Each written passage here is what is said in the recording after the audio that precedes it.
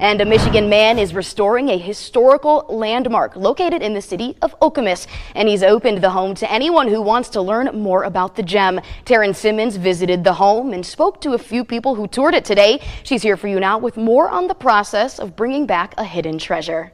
Well, I never dreamed that we could tour it. I was so happy because I had when I reached out to him, it was through an Instagram story that I posted. Deandra Beck and Dory Azar are one of many architect lovers who got the chance to tour the Goetsch-Winckler Home that was designed and built by Frank Lloyd Wright. Beck, who has lived in Okemos since 2014, says she contacted the current owner through Facebook.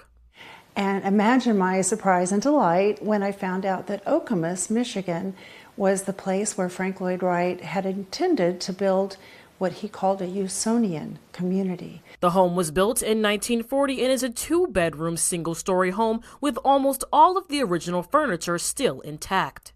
Dory Azar, an architect based in Ontario, Canada, says he heard about the home while visiting a museum in the area. He says he took a photo of the home and contacted the owners to set up a tour in March of this year. Anybody should be able to walk through that home and really kind of feel that the connection to the landscape and to the materials of the home. It's a really special place.